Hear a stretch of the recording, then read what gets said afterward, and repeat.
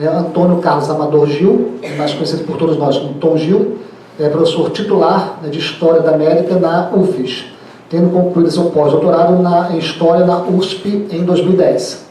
Obteve uma bolsa de pós-doutorado sênior pelo CNPq para uma pesquisa durante 12 meses, que contou com uma estadia no México.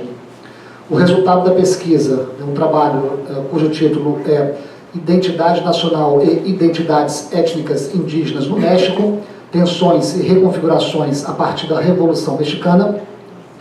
Esse trabalho foi aprovado na USP e resultou no livro O Lugar dos Indígenas na Nação Mexicana, Tensões e Reconfigurações da Identidade Nacional Mexicana no século XX, que foi publicado em 2013. O Tom, é doutor em História pela USP, mestre, bacharel e licenciado em História pela UFRJ. Desde 92 é professor de História da América aqui na UFES, trabalha na graduação e na pós-graduação em História, mestrado e doutorado. Fundou em 97 na UFES o Laboratório de Estudos de História Política e das Ideias, LEP, onde atualmente é pesquisador. Foi o primeiro tesoureiro da Associação Nacional de História, ANPUL, no biênio 2015 e 2017, associação da qual já foi diretor durante 2 biênios anteriores, em 2003, 2005 e 2005 até 2007. Foi presidente da ANPLAC, Associação Nacional de Pesquisadores e Professores de História das Américas, no biênio 2006-2008. Tem experiência, claro, na área de História, com ênfase em História da América Latina e, digamos, as palavras-chave da atuação ampla do Tom Gil, elas, enfim, podem circular por algumas palavras como identidade nacional, culturas políticas, identidades étnicas, história indígena, imprensa, liberalismo e neoliberalismo, democracia e autonomia, intelectuais e movimentos sociais de contestação e resistência. Primeiramente, eu queria fazer uma palavra aqui de agradecimento, por estar aqui com vocês hoje. E é muito bom, eu queria fazer um depoimento rápido, dizendo que é muito bom conviver com os colegas que bolaram esse curso aqui contra o golpe de 2016. Então, isso é muito relevante e muito gratificante, porque vivemos momentos muito difíceis, E ter a certeza e ter colegas que se engajaram nessa perspectiva, nesse trabalho, é muito reconfortante, porque nos torna mais próximos. Muitos professores até eu conheci aqui pela primeira vez numa das reuniões preparativas, alguns professores, poucos, mas alguns, e é uma experiência que tem sido muito gratificante em termos gerais, porque nós sabemos também o quanto é difícil hoje em dia a militância, a resistência nos ambientes das escolas, das universidades, e encontrar pessoas que pensam parecido e que têm uma posição de resistência, de combatividade é muito bom. Então, como vocês viram, eu sou professor de História da América Latina, trabalho aqui na UFES há muito tempo, já está fazendo 26 anos que eu trabalho na UFES, dando aula de História da América Latina. Então, quando a gente bolou o curso, eu pensei, o que eu falarei, tentando pegar alguma proximidade com o meu trabalho. Então, eu pensei exatamente nesse tema.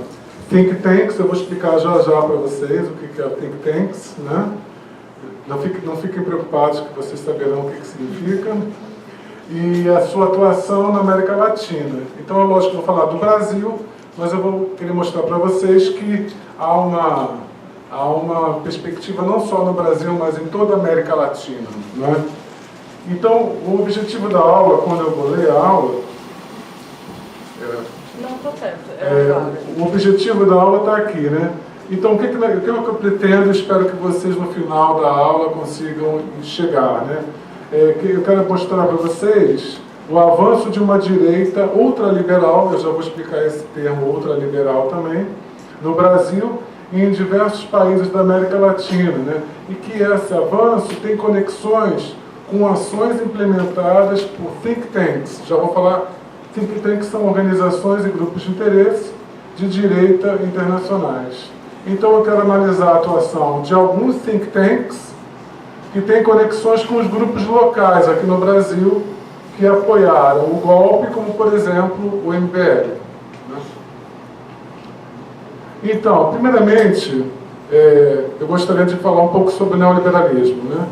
Então, não podemos falar do golpe e da situação que vivemos no Brasil se nós não falarmos do neoliberalismo. E eu, como professor de História, né, vou fazer um pequeno resumo histórico do neoliberalismo, né, porque a gente precisa entender de onde vêm todas essas medidas que estão acontecendo, não só no Brasil, mas na América Latina e em várias partes do mundo, né? Então, primeiramente, a ideia da governação neoliberal, ela surge nos anos 70. Né?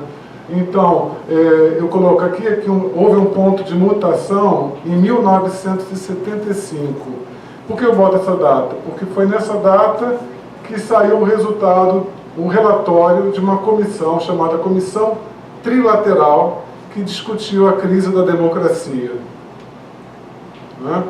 Bom, qual era o motivo dessa reunião, dessa comissão? Vamos pensar no final dos anos 60 e início dos anos 70, os movimentos de maio de 68, né? Toda a rebelião estudantil, o feminismo na Europa, o início dos movimentos ecológicos, uma série de movimentos de contestação ao status quo e à democracia como ela era colocada naquele momento.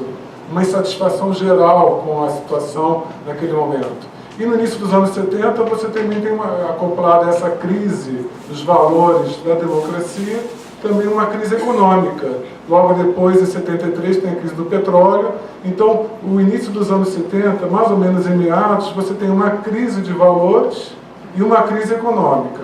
Então, as pessoas estavam discutindo a crise da democracia. Então, a comissão foi reunida para discutir isso, né? Então, eu vou ler esse pedaço. As democracias estavam em crise. E o que eles concluíram? Que a democracia estava em crise porque se encontravam sobrecarregadas com direitos e reivindicações e porque o contrato social era demasiado inclusivo.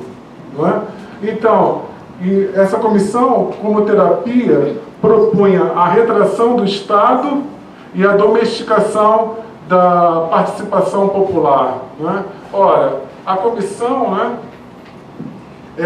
para essa comissão havia de fato uma crise, mas não porque havia democracia a menos, mas pelo contrário, porque havia democracia demais. Né?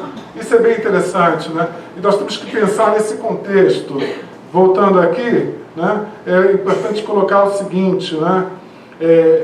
Esse momento era um momento em que o movimento estudantil questionava o conteúdo social-democrático das sociedades europeias, né? Contestava os limites da democracia naquele estado de bem-estar social. O movimento feminista reclamava maior participação política. Então, todo o movimento estudantil e todos falavam que havia uma crise da governabilidade e uma crise do sistema democrático. Então, eles achavam que havia falta de democracia. E vem a comissão trilateral e fala, não é isso, é um excesso de democracia.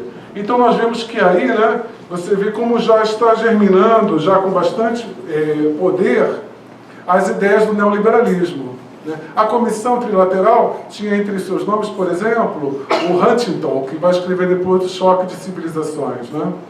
E nós temos, então, aí nesse momento, o fortalecimento das ideias neoliberais. Eu coloquei aqui dois autores, simplesmente para ficar como referência para vocês. O Hayek é um economista austríaco, e ele tem uma sociedade na Suíça, né, chamada Sociedade Pellerin, e desde os anos 50 eles se organizam para discutir as ideias neoliberais. Mas nos anos 70, as ideias dele ganham destaque, juntamente com as ideias de Milton Friedman, que é um economista norte-americano.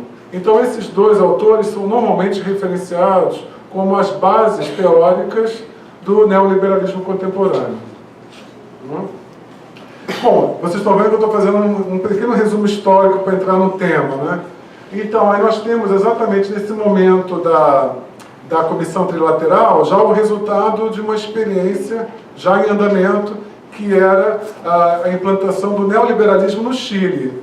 Quando Pinochet deu golpe de Estado e fez a ditadura no Chile, né, ele aplicou o neoliberalismo. Então, todo mundo coloca, né, nos livros sobre o neoliberalismo que o Chile foi o primeiro laboratório prático da implantação do neoliberalismo.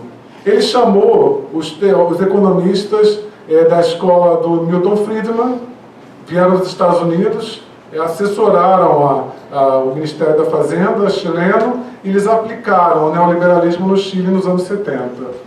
Naquele mesmo período, né, logo depois, vocês têm a vitória da Margaret Thatcher, em 79. Então, em 79, você vê então, Chile em 73, a Comissão Trilateral 75, em 79, Margaret Thatcher, em 81, Ronald Reagan. Então, olha, e foram mandatos longos, né? Foram 2 mandatos. A Thatcher ficou de 79 até 1990, governando a Grã-Bretanha, e o Reagan ficou 2 mandatos, de 81 a 89. Né? E aí, nesse meio termo, nós temos aqui os governos brasileiros. Então, para quem talvez tenha esquecido a ordem dos presidentes, eu fiz aqui um pequeno resumo dos governos brasileiros desde o José Sarney, né? Então, nós sabemos que o neoliberalismo ele já está sendo implantado desde os anos 80. Hoje nós sabemos, documentos recentes já colocam, que no tempo do José Sarney, ele foi obrigado, né? O Brasil estava em crise, com uma crise econômica gigantesca, e nós tínhamos vários acordos com o FMI, né? Hoje em dia sabemos que havia cláusulas secretas nesses acordos do FMI. Então, os empréstimos do FMI só foram concedidos, mas nós não sabemos disso na época, se o governo se comprometesse a adotar várias medidas da agenda neoliberal, as privatizações, uma série de questões, né? Então, o neoliberalismo começa ali com José Sarney. Aí temos um auge, um pico do neoliberalismo com o Collor de Mello. Então, talvez alguns de vocês sejam muito novos, tenham sido muito pequenos na época do Collor de Mello, mas a hora do Collor de Mello foi uma hora traumática, né, muito forte, né, e que ele aplicou o neoliberalismo. Interessante que ele usava o jargão dos populistas argentinos. Por exemplo, quando ele falava dos descamisados, né, os descamisados é um jargão que era usado pelo Perón na Argentina, no peronismo, no populismo argentino dos anos 40, nos anos 50. Então ele era um populista usando das técnicas e aplicando o neoliberalismo. Ele teve o impeachment, né, do Collor de Mello, e o Itamar Franco foi seu vice-presidente, e ele manteve uma política intermediária, né? E tivemos o auge do neoliberalismo nos anos 90 com Fernando Henrique Cardoso, 95 a 2002. Lula em 2003 e 2010, Dilma Rousseff entra em 2011 e vai até 2016, quando tem o golpe e assume o governo Temer. O governo Lula e o governo Dilma foi um momento de defluxo do neoliberalismo. Não que o neoliberalismo tivesse parado de ser aplicado, porque em termos econômicos nós sabemos que a agenda econômica do governo se manteve presa aos mecanismos do mercado financeiro internacional. Então o neoliberalismo na macroeconomia continuava acontecendo, mas em termos sociais, em outros termos, o neoliberalismo deu uma parada. Lembre-se que no final do governo Fernando Henrique Cardoso, os Estados Unidos estavam preparando a ALCA, a Associação Livre de Comércio nas Américas, né? Estava sendo fechado um acordo, um tratado de livre comércio das Américas. Fizemos plebiscitos aqui na época, em 2001, 2002, e quando o Lula assumiu, já com o apoio de outros presidentes, Kirchner, Evo Morales, que assume em 2005, os países latino-americanos se recusaram a assinar a ALCA. E foi um baque para os Estados Unidos imenso, porque os países que tiveram uma guinada à esquerda nos anos 2000 reverteram essa tendência da formação do Tratado de Livre Comércio na América Latina. E aí os Estados Unidos começaram a fazer acordos individuais com alguns países, como Chile, Venezuela, Colômbia e outros na América Central. Pode passar, por favor. Bom, vocês viram que eu falei ultraliberalismo no início. Eu só estou querendo dar uma explicação. Vocês podem encontrar em alguns livros o termo ultraliberalismo, né? Bom, alguns autores estão preferindo hoje usar, em vez de neoliberalismo, ultraliberalismo. Tanto faz. Só que, então, eu coloquei para vocês verem que o termo ultraliberal seria, para alguns autores, mais preciso, pois sintetizaria as propostas de um liberalismo superacentuado num contexto de globalização financeira. Mas, no fundo, são equivalentes, tanto o neoliberalismo como o ultraliberalismo. Pode passar à frente, por favor. Bom, antes de começar a falar dos think tanks, eu queria falar um pouco do discurso da direita, né? O discurso da direita, e eu queria falar de um discurso particular, que são dos libertarians. Os libertarians, em inglês, né, seria, para nós, tradução em português, poderia ser libertários, mas eles preferiram... Libertários é uma palavra muito ligada à esquerda, né? Movimentos de esquerda, de libertação, os libertários, né? Então, os liberais se chamam de libertaristas. Libertaristas. Então, eles são... nos Estados Unidos tem essa tendência, são os libertaristas, e aqui no Brasil também tem toda uma série de organizações que defendem essas ideias libertaristas, né? E esse discurso libertarista é o discurso que tem sido usado para agregar os jovens para a direita latino-americana, né? Então, eu só vou dar um exemplo aqui, porque normalmente quando a gente fala do discurso de direita, a gente sempre associa com o conservadorismo dos costumes, né? Então a gente lembra logo do Malafaia, de um montão de gente que só pensa em ser o guardião dos costumes, né? Então, então nós temos a visão sempre que a direita é uma direita que tem uma visão conservadora dos costumes. Ao contrário de uma pequena tendência desses libertaristas. Não são de todos os libertaristas, né? Então, por exemplo, eu coloco aqui, alguns líderes entre os jovens têm assumido um discurso menos conservador em relação aos costumes, mas mantendo as mesmas reivindicações do neoliberalismo, da direita conservadora, né? Então, a grande diferença é a linguagem empregada. E eu peguei como exemplo uma liderança da juventude latino-americana da direita, que é a Glória Álvares. A Glória Álvares é uma guatemalteca, muito bonita, que ela é filha de um cubano com uma sérvia, e ela mora na Guatemala, tem os seus 30 anos agora, e ela é estrela da jovem direita, né? Ela veio ao Brasil em 2015, no auge das manifestações para a deposição do Dilma Rousseff. Ela foi uma das convidadas principais do Fórum pela Liberdade. Eu vou falar sobre isso. É um fórum que existe todo ano em Porto Alegre, financiado por várias empresas, RBS, Gerdau, etc., que é feita pelo Instituto Empresarial, né? Instituto de Estudos Empresariais. E ela foi convidada para esse fórum, né? E ela veio ao Brasil e fez várias palestras no Brasil. E aí ela aparece um dia na Avenida Paulista falando para os manifestantes em cima do caminhão do Vem Pra Rua. Mas ela falou nesse fórum, com um destaque imenso no fórum, que eu vou falar que foi um fórum lá na PUC do Rio Grande do Sul, o fórum é sempre lá, uma plateia enorme, um teatro gigantesco, basicamente de jovens, e ela foi ovacionada, né? E depois ela fez uma excursão por toda a América Latina, financiada por essas organizações de direita. Teve na Argentina, teve na Bolívia, teve no Equador, teve na Venezuela, e ela dirige um movimento cívico nacional na Guatemala. Agora ela é uma mulher que tem um programa de televisão, ela é financiada pela Atlas Network, já vou falar sobre isso.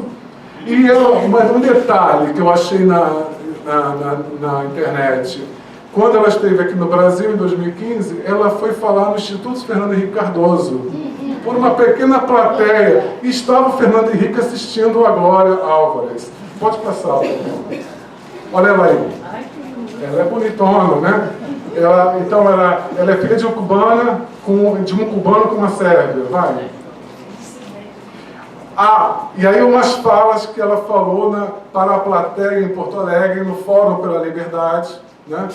E aí vocês vão entender como é que esse discurso chega até os jovens de direita. Primeira coisa que ela fala, ela se declara totalmente ateia. Ela é ateia e a favor do aborto. Então ela defende o aborto e é ateia. E uma das máximas dela, que ela foi ovacionada, é o seguinte: o corpo é a primeira propriedade privada que temos. Cabe a cada um de nós decidir o que fazer com ele.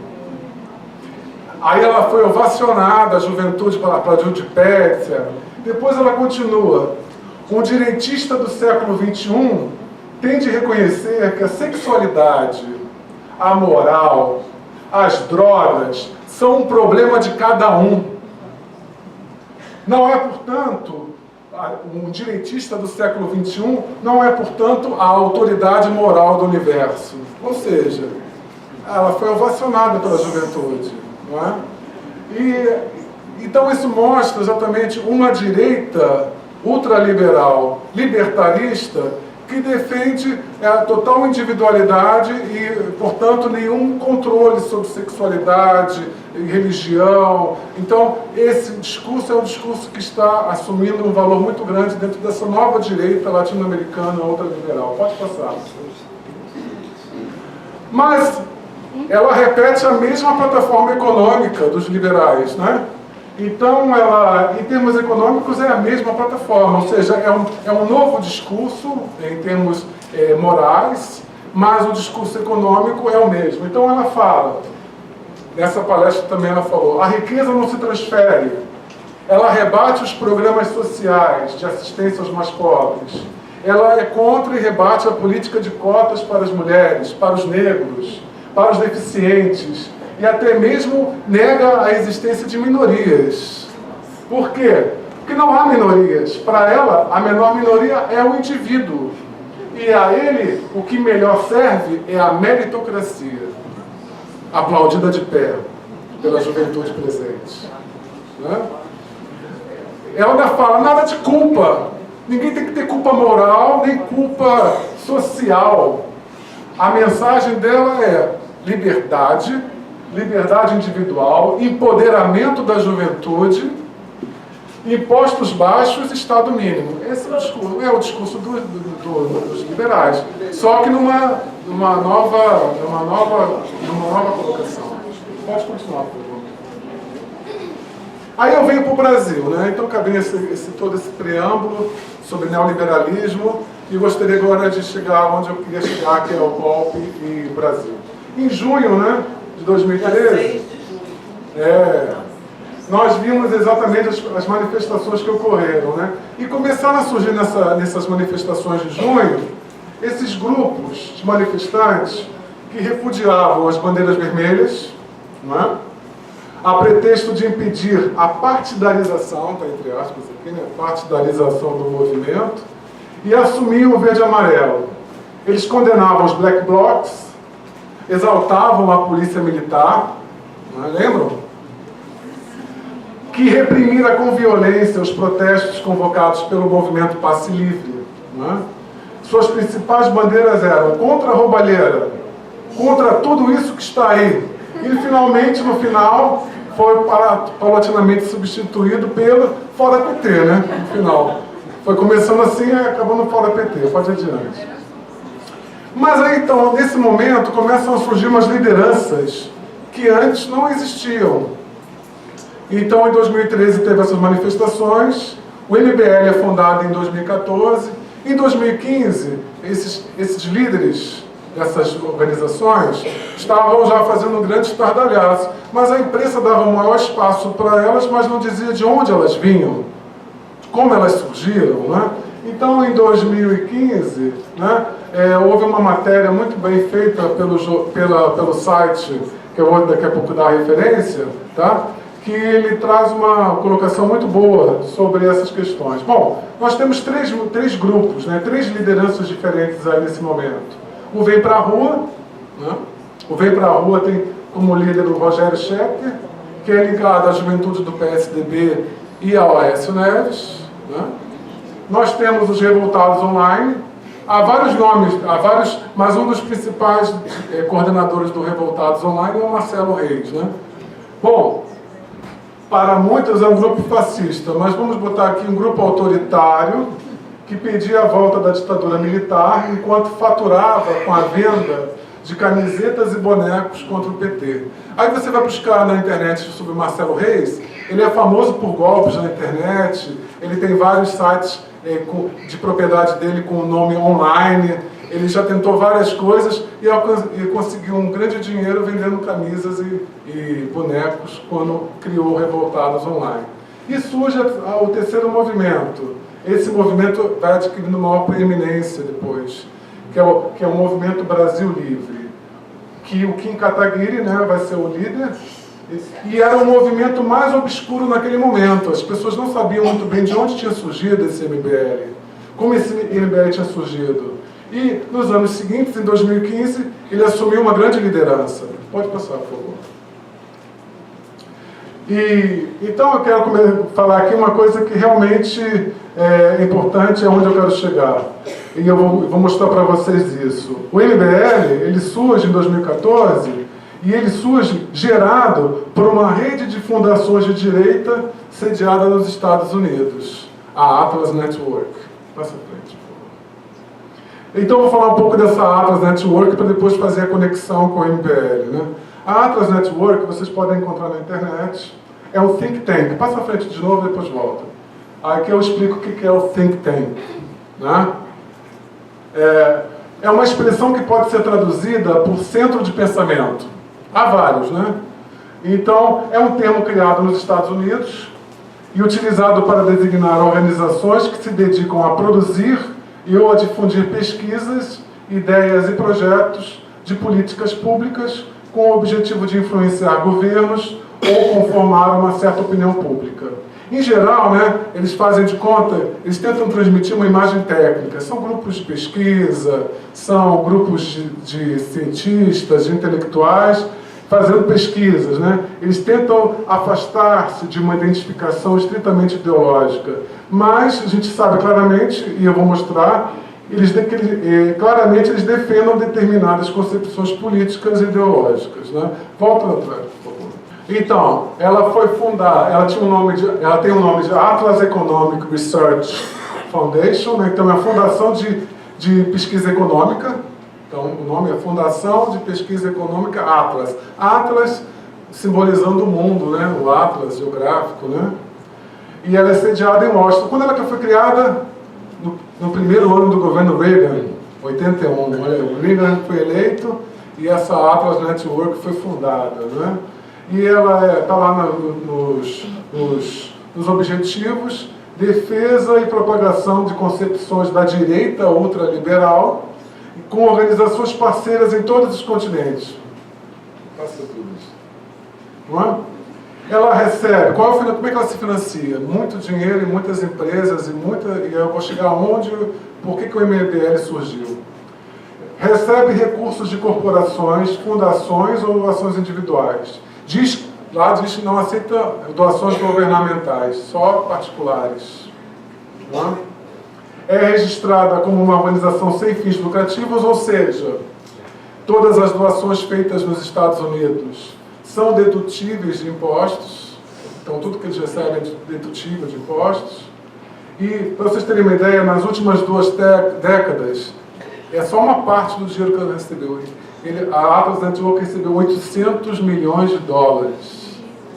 800 milhões de dólares. Um dos maiores patrocinadores da Atlas Network são as empresas dos irmãos Koch. Os irmãos Koch, eles são bilionários norte-americanos e eles têm empresas que atuam em vários setores, mas principalmente no petróleo e no gás. Aí vocês já vão ver a conexão com o pré-sal daqui a pouco, né? Então, veja bem, quando o MBL surgiu uma matéria tentando falar, né, que eles eram financiados pelos irmãos Koch. Eles foram para a internet dizendo que era uma perseguição, que era ficção, que era uma palhaçada, né? Mas as pesquisas posteriores mostraram que não era nada de boato, né? É lógico, então, que os irmãos Koch, mega empresários americanos do setor petrolífero, identificados com a extrema-direita, estavam interessados em desestabilizar o governo Dilma, porque eles estavam interessados no pré-sal. Né? E aí a gente vai ver como esse dinheiro foi vindo para cá. Antes de falar sobre a MBL, eu quero falar um pouco sobre a estrutura, a composição. Ela, de acordo com as informações da própria página da Atlas Network, né, eles têm 465 organizações parceiras em todo o mundo. Né, em 95 países. 79 organizações estão na América Latina. O Brasil, em 2016, tinha 11 organizações parceiras. Né? Mas além dessas organizações individuais por país, eles têm uma associação, uma parceria com uma organização, tá, supranacional, que é a Estudantes pela Liberdade, que é importantíssima na sua atuação aqui no Brasil, a SFL, Students for Liberty, que, traduzindo para o português, ali está em espanhol, também Estudiantes pela Liberdade, né? Que é o ramo latino-americano da Students for Liberty, e vocês vão ver daqui a pouco a atuação dela. Bom, os valores promovidos pela Atlas Network. Todos que nós já sabemos que os liberais defendem, né? A livre iniciativa, o livre mercado, o empreendedorismo, a responsabilidade individual, a propriedade privada, as liberdades individuais, a meritocracia é fundamental para eles. Eles defendem a meritocracia e a limitação da ação dos governos. Eu vou passar rapidamente as organizações que existem no Brasil ligadas à Atlas Network. No Rio de Janeiro nós temos o Instituto Liberal, o Millennium, que é o mais importante de todos, que a gente viu aquela palestra sobre os meios de comunicação. O Instituto Millennium é o que congrega os meios de comunicação no Brasil. E o Livres. O Livres é uma tendência do Partido Social Liberal, né? Agora é interessante, né, que eles dizem que é uma tendência que está se separando do PSL porque eles não concordam com a candidatura do Bolsonaro. Então eles estão livres. Vai adiante. Em São Paulo, você tem o Instituto de Formação de Líderes, o IFL, o Instituto Liberal de São Paulo, um dos mais famosos, que é o Von Mises, né? Von Mises Brasil. E foi criado, não tinha em 2015, eu estou pegando a listagem atual, de 2018. Em 2015 não tinha Students for Liberty Brasil. Só tinha em Belo Horizonte uma filial da Estudantes pela Liberdade. E agora eles têm uma nova Students for Liberty em São Paulo. E tem a Mackenzie Liberdade Econômica. Pode passar à frente. Em Belo Horizonte é a que deu origem ao MBL. O MBL foi criado em Belo Horizonte pela Estudantes pela Liberdade. Tá? Eu já vou explicar como foi. E tem o Instituto de Formação de Líderes. E a última é em Vitória, gente. Da Atlas Network. Pode passar. Não, tem Porto Alegre ainda, esqueci. Instituto Liberdade, Instituto Atlantis. E o que faz os fóruns que veio a Glória Álvares, que é o Instituto de Estudos Empresariais. O mais importante do Rio Grande do Sul, do Porto Alegre, que é financiado por todas as grandes empresas, Rede Globo, RBS, Gerdau, etc. Vai à frente. E temos Vitória. Instituto dos Líderes da Manhã. Vocês sabiam disso? Não. Estudantes pela Liberdade. Aí, passa à frente. Aí eu trouxe só... Tá ali, olha, a apresentação no site da internet do Instituto Líderes da Manhã. Não, deixando um pouquinho. Deram palestra. Não vou falar muito não, mas é o seguinte, aí os valores, né? Progresso, ordem, ética, propriedade privada, justiça, liberdade de expressão. E esse instituto é para a formação de líderes jovens. Aí você entra no site, tem lá a diretoria desse ano. Ela foi criada pelo dono da FUCAP. E o grupo de mantenedores... Aí depois eu fui ver o seguinte, que esse Instituto Líderes da Manhã, que é voltado para a formação de jovens, para recrutamento e formação de líderes entre os jovens, é financiado e é ligado ao Espírito Santo em Ação, que é o mesmo grupo que dirige o Espírito Santo em Ação, porque a diretoria de jovens. Que por sua vez... Mas os mantenedores, ArcelorMittal, FUCAP, Grupo Águia Branca, Rede Gazeta, Cicobi, Bianco Grace e Baker Tilly Brasil. O conselho curador da Líderes da Manhã, o Aridelmo Teixeira, que é da FUCAP, o Luiz Chiep, da Águia Branca, entre outros. Né? Eles fazem parte também da... Então, o conselho curador é o mesmo que da diretoria do Espírito Santo em Ação. E eles fazem cursos, agora eles não colocam entre os mantenedores que eles são ligados à Atlas Network, mas a Atlas Network diz que eles são ligados. E eles recebem dinheiro dos Estados Unidos. E os líderes do Líderes da Manhã vão fazer cursos em Nova York, na Colômbia, etc., financiados pela Atlas Network. Não é? Pode passar à frente. A Atlas Network, né, complementando até a discussão sobre a mídia que tivemos na última aula, né, a maior organização ligada à Atlas é o Instituto Millennium. Né? E o Instituto Millennium, por exemplo, aqui, olha os patrocinadores. Ele recebe muito dinheiro da Atlas Network. E as pessoas vão para os Estados Unidos fazer cursos. Tem cursos de MBA, tem especialização, cursos de líderes. E aí a Rede Globo, né, o Grupo Abril e o Grupo Estado de São Paulo. Nos mantenedores tem o Roberto Marinho, que é o Grupo Globo, tem o Grupo RBS e vários empresários. Entre eles, o Armínio Fraga, que é ser o ministro da Fazenda do Aécio Neves. Né? Pode passar. Bom, sabemos também os especialistas que são ligados à Atlas Network e que recebem também financiamento da Atlas Network. Todos eles defenderam o impeachment de Dilma Rousseff. Jornalistas, intelectuais, políticos, cientistas políticos, jornalistas, colunistas, entre eles. Agora, em 2015, na época do impeachment, esses nomes estavam lá no Instituto Millennium e no Atlas Network. Carlos Sandberg, pago pela Atlas Network, Demetrio Magnoli, colunistas da Globo News, né? Denis Rosenfield, Marco Antônio Villa, Arnaldo Jabor, Reinaldo Azevedo e Fernando Gabeira. Pode continuar. Um dos mais famosos, mas é pra gente da história, é o Leandro Narlock. Não sei se vocês conhecem. O Leandro Narlock, ele está em todos os eventos do Fórum pela Liberdade, ele é pago pela Atlas Network, ele está em todas, do pessoal da direita ultraliberal. Ele escreveu os livros O Guia Politicamente Incorreto da História do Brasil, em 2009, O Guia Politicamente Incorreto da História da América, da América Latina, em 2011, o da História do Mundo, em 2013, e da economia brasileira, todos com um tom irônico, não é? Cheio de simplificações, informações equivocadas, péssimos. Quem lê aquilo de história fica desinformado de história. Não leiam, por favor. Só se vocês queiram entender como é que a direita ultraliberal quer forçar a barra com a história, né?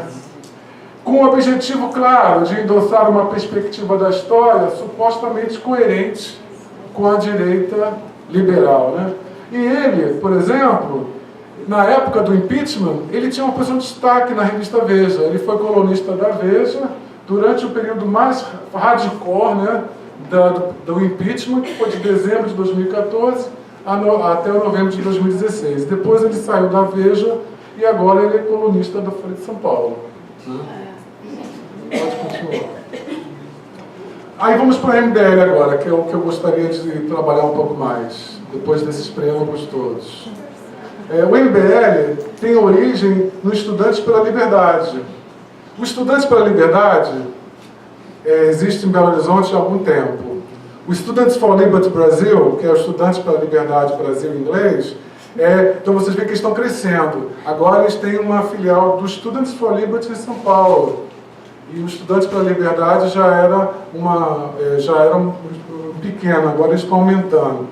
Bom, o Estudantes pela Liberdade, ele recebe dinheiro lá, tem lá todas as informações, eu vou falar um pouco sobre ela daqui a pouco, mas a legislação norte-americana, ela não permite que as instituições que recebam dinheiros dela façam atividades políticas declaradas, como partidárias, políticas. Então, o site público, né, ele fez uma reportagem com a Marina Amaral, em 2015, sobre a origem do MBL, e ela conseguiu entrevistar, né, um dos fundadores dos Estudantes pela Liberdade. Né? Como eles eram impedidos de participar das manifestações por causa do financiamento da Atlas Network e dos Estados Unidos, eles criaram, veja bem lá, a legislação dos Estados Unidos proíbe a atuação política das fundações americanas. Então eles resolveram criar um nome de fantasia. Então o MBL é o nome de fantasia dos Estudantes pela Liberdade. Então, como eles não podiam botar o nome Estudantes pela Liberdade porque eles recebem dinheiro dos Estados Unidos, eles criaram o MBL, que é o nome de fantasia, e colocaram o Kim Kataguiri para estelar a campanha do MBL. Pode passar. O Estudantes pela Liberdade, eu peguei isso no site. Eu não sei se é verdade, porque não dá para comprovar, né? Mas se for verdade, eles têm uma atuação bem interessante, né? bem disseminada. Então, é preciso estar atento com esse espraiamento nessa juventude, no espraiamento dessas ideias da direita ultraliberal, né? Ela foi fundada em 2012, né? A Estudantes pela Liberdade de São Paulo, Brasil, era de 2016, 2017, né? E ela diz o seguinte: realizou cerca de 650 eventos em instituições de ensino públicas e privadas. Treinaram estudantes de 357 universidades. A mentoria da organização com a mentoria da organização foram criados mais de 200 grupos de estudos em instituições de ensino.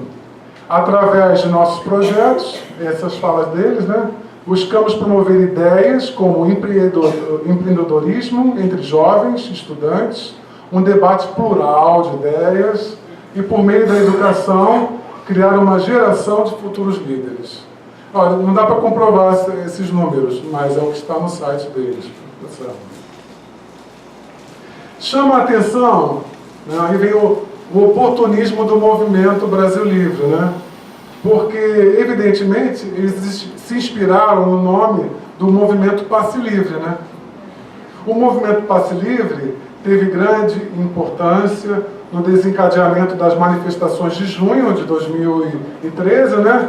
Mas o movimento do Passe Livre era um movimento em defesa da melhoria e da gratuidade do transporte público, ou seja, era uma pauta de esquerda, né? Totalmente contrária à do MBL, que é privatista e defensora do Estado mínimo. Então, mas eles pegaram o mesmo nome, parecido, né? Movimento do Passe Livre, aí eles criaram Movimento do Brasil Livre, né? Tem gente que você já viu que fez confusão, né? Pensa que Passe Livre é a mesma coisa. Então, o MBL foi criado em 2014, logo depois da reeleição da presidente Dilma. O EPL, então, cria o MBL logo depois da eleição do segundo mandato. O líder do MBL, o Kim Kataguiri, naquela época, em 2014, era um estudante de economia de 19 anos. 19 anos. Que fazia sucesso postando vídeos engraçadinhos no YouTube. No YouTube. E ele foi alçado à condição de celebridade. De cabelos compridos e de barbinha, eu vou botar uma foto dele daqui a pouco ali, que pretendia simbolizar a juventude que saiu do Facebook para as ruas, apesar da absoluta falta de novidade das ideias dele, né? Quais são as ideias dele? Olha lá: liberdade absoluta para o mercado, privatizações, Estado mínimo e o fim das políticas públicas distributivas. Pode passar, por favor. A carinha dele. Mas é lá na Paulista, lá o Movimento Brasil Livre. Mas é a figura do jovem, né? Da nova direita. Olha só que interessante. No site da Atlas Network tem uma matéria elogiando o Kim Kataguiri.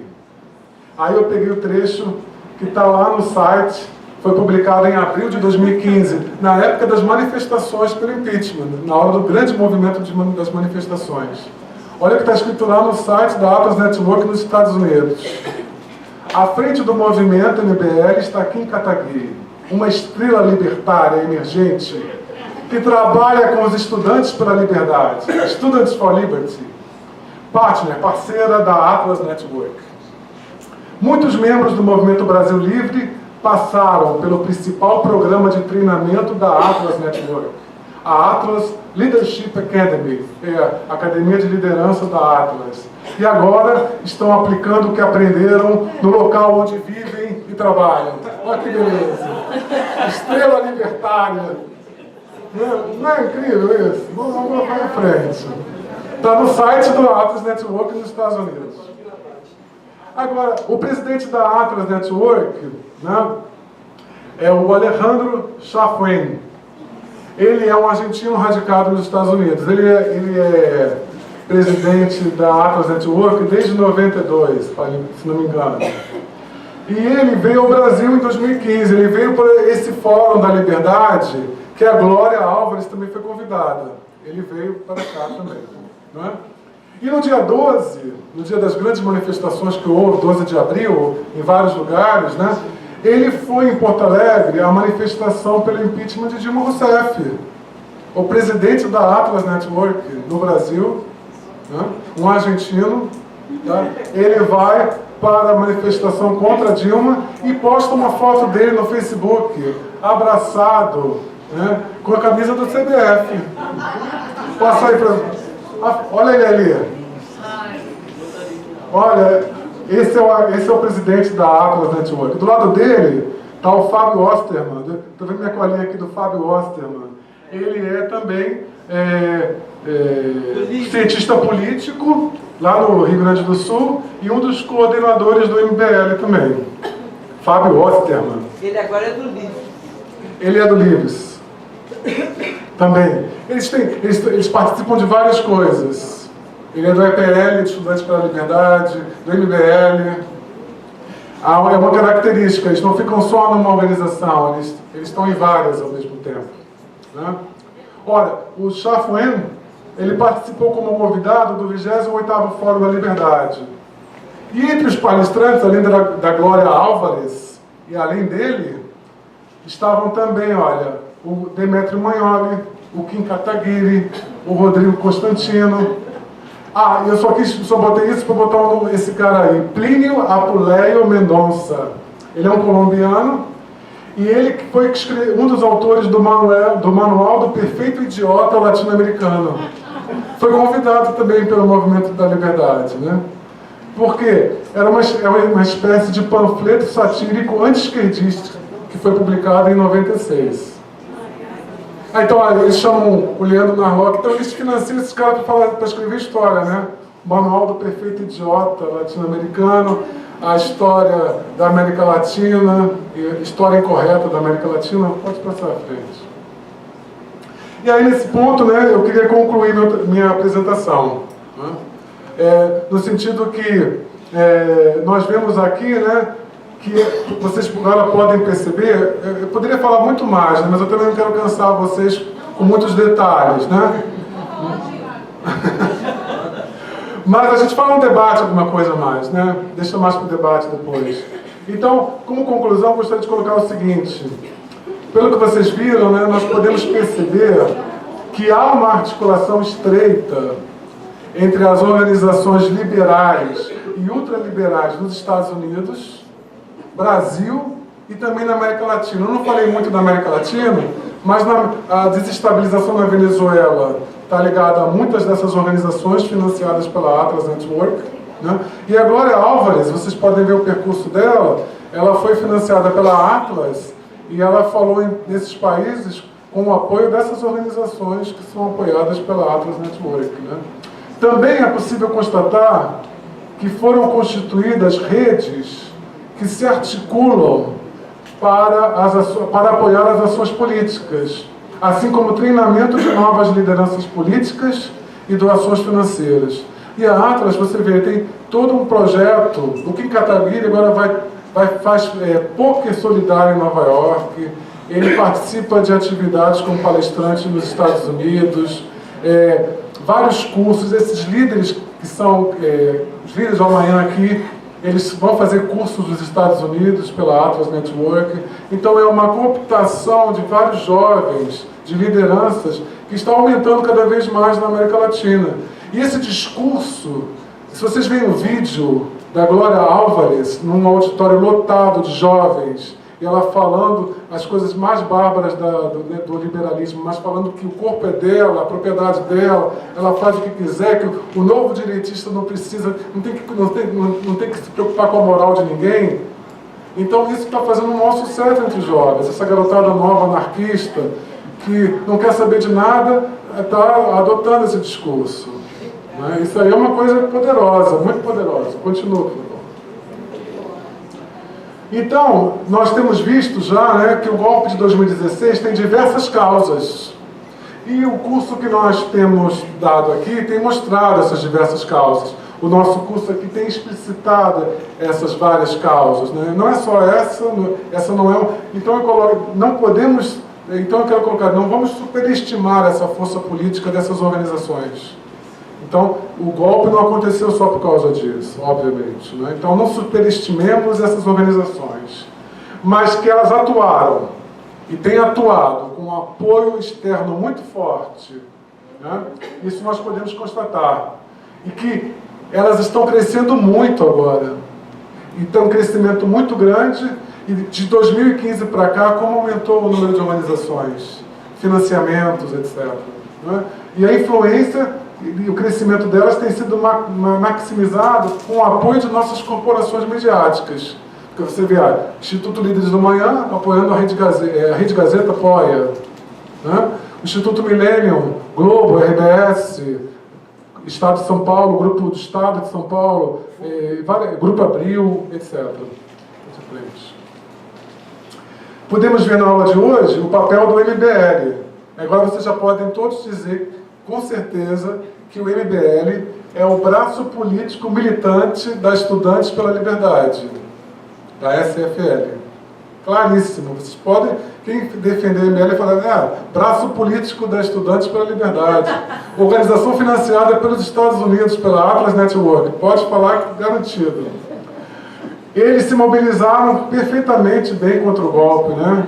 Então nós estamos vendo, né, que essas organizações ultraliberais têm atuado no Brasil e em vários países da América Latina fazendo oposição a governos eleitos de esquerda, centro-esquerda e social-democráticos, cujas políticas não são consideradas amigáveis para o livre mercado e para os interesses dos Estados Unidos.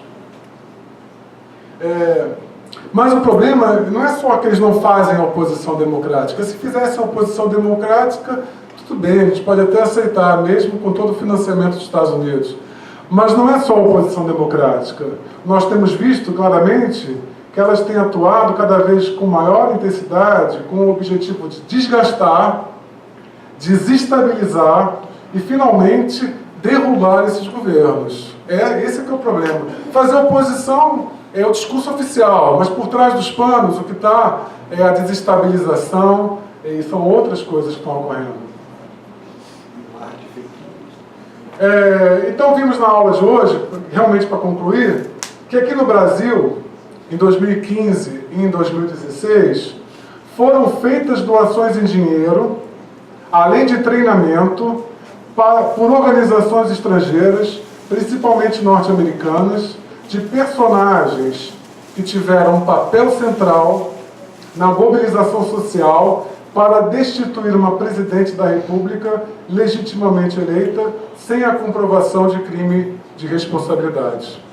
Bom, gente, é isso. Mas antes de terminar, passa um pouquinho a bibliografia. Eu vou deixar depois, está no site, né, do curso do 2016, as referências bibliográficas. Esses textos vocês podem encontrar na internet, né? As referências, eu não sou estudante, não sou estudioso desse assunto, eu estudei para dar aula de hoje, né? Então as minhas referências são essas aqui, né? Minha colega de História da América Latina, lá da UFMG, a Kátia Baggio, ela está no processo de engajamento nessa pesquisa, né? Ela escreveu um texto sobre as conexões ultraliberais das Américas. Esse texto foi falado no Encontro de América Latina da AMPLAC lá em 2016. Tem o texto da Marina Amaral, pode passar. O texto que eu falei para vocês, que vocês podem pegar na internet, que tem essas entrevistas com os representantes do MBL, dos Estudantes pela Liberdade, está no site A Pública. No A Pública é um site excelente, né? E tem uma matéria de 2015 que é a nova roupa da direita. É um texto que eu me inspirei muito, né? Que é o texto da Marina Amaral. E tem esse texto do Carlos Santana, A Geopolítica do Golpe e Suas Consequências, que numa revista do UPERJ, que foi publicado em 2017. Né? Bom, isso, gente. Muito obrigado.